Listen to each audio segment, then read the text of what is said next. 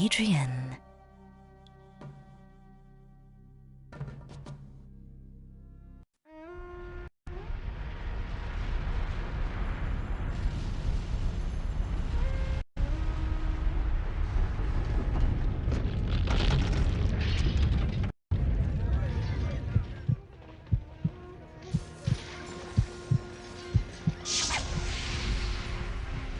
Adrian, Adrian, arise.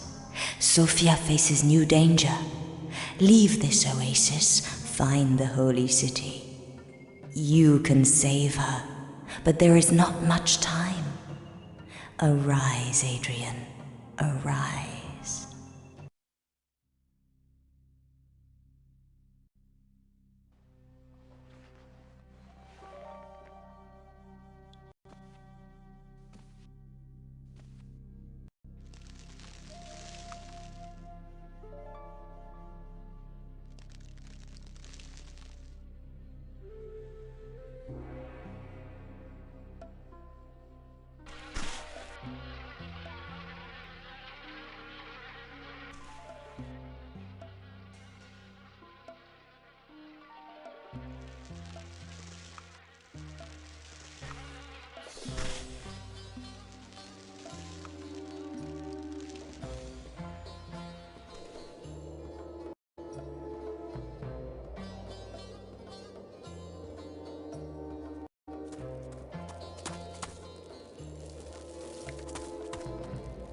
Hurry! They are approaching! Who is approaching? The pillagers! They killed my men! Hide! He went off behind the dune! I can see his tracks.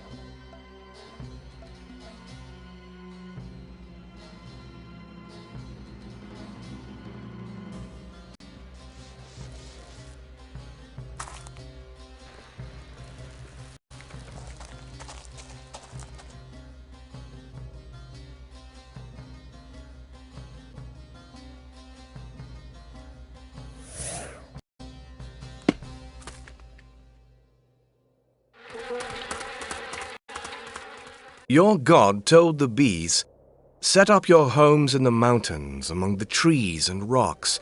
Then you shall taste from all the fruits."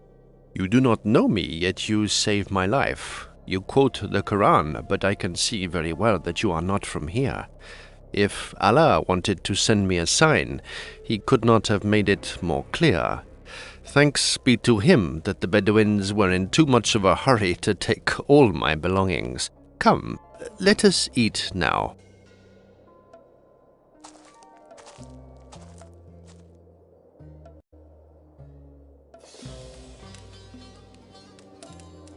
Who are you, friend?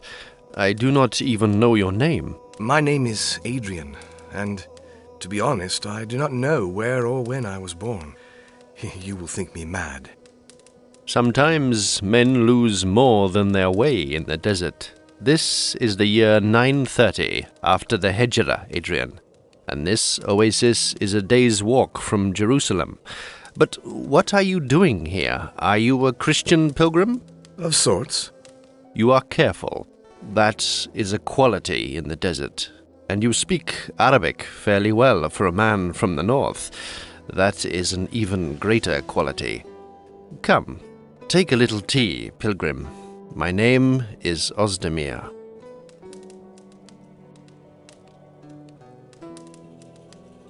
Hejra? What do you mean? That is what we call the beginning of our age. On that day, Mohammed left Mecca, place of his persecution, for Medina, where his followers awaited him. That happened in the month of September 622 of the Christian calendar. For Christians, today is 1,552 years after the birth of their Messiah. Jerusalem. Then that is the holy city. Will you help me get there? I have a debt toward you, Adrian. Although you are an infidel, I shall not forget that I owe you my life.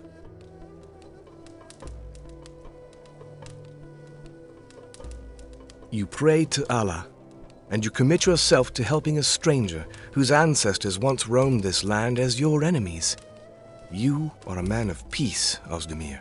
I am simply following the will of the Prophet to be charitable. As for the differences between our faiths, I know an anecdote. Look and listen.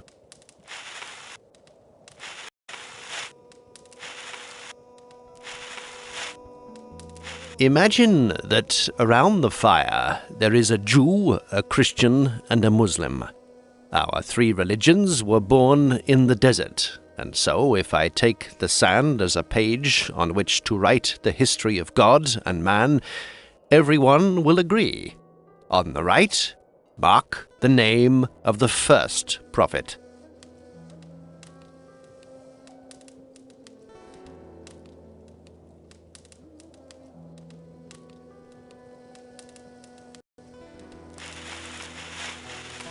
Good. Everyone around the fire is in agreement. Now, write the name of the great prophet who followed him.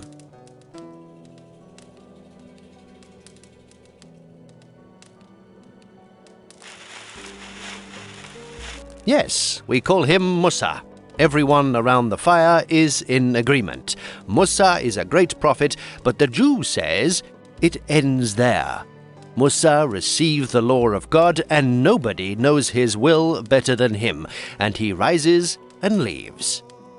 Only the Christian and the Muslim remain around the fire. Write the name of the man of God who came after Musa.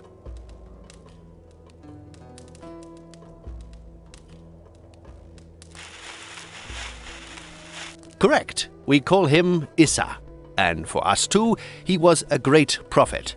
But our Christian, not you, stranger, the one around the fire in the story, says Isa was the Son of God and gave the new word. Nobody knows the will of the Father better than his own Son. And he rises and leaves the fire. Finally, write the name of the prophet who followed Isa.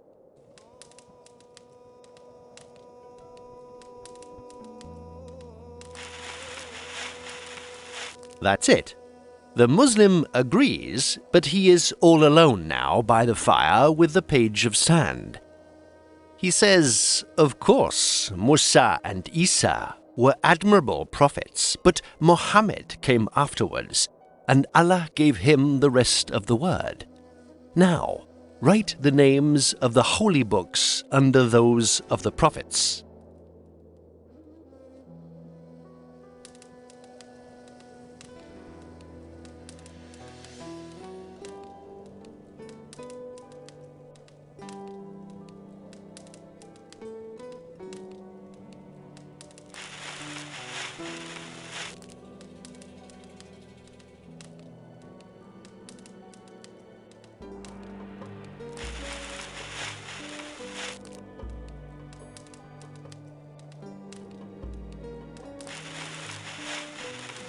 The page is finished, and nobody agrees on the names and the merits of these names.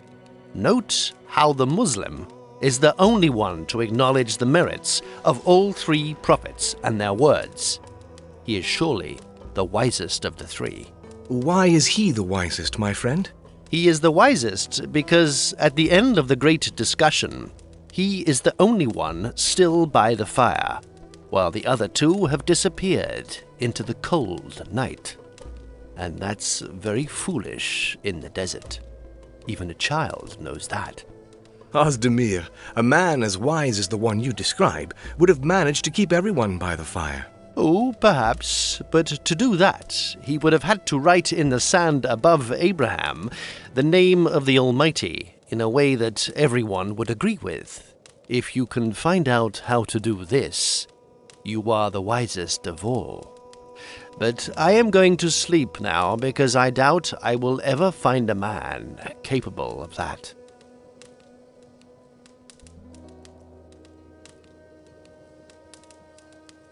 Ozdemir, I too have something to show you. Yes, earth, water, sky, all is God.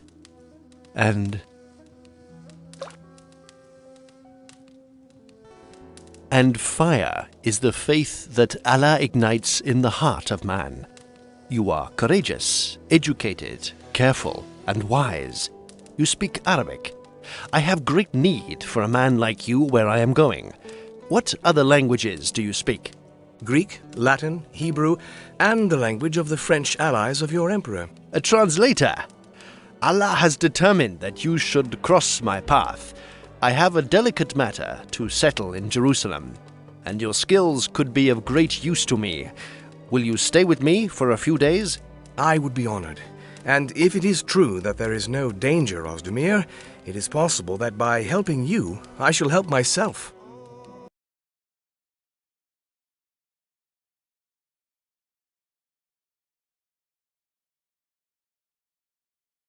Jerusalem!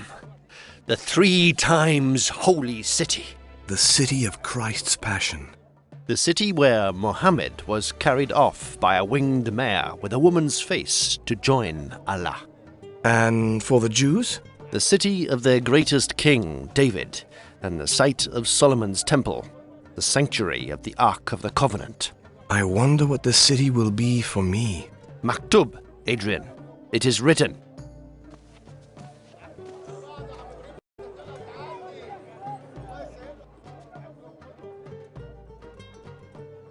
These city walls are incredible.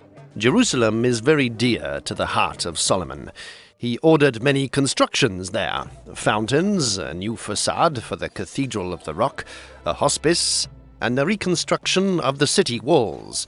A city such as this is never safe from Bedouin attacks, or even a new crusade. Are they Janissaries guarding the entrance? Yes, they are Christian children brought up in conquered lands and raised as fighting monks. They are the supporters of the empire, but sometimes I worry that their power becomes too great. Come, it is high time we made ourselves known. Guard, I am Chavush to His Highness Solomon. I must see the governor immediately.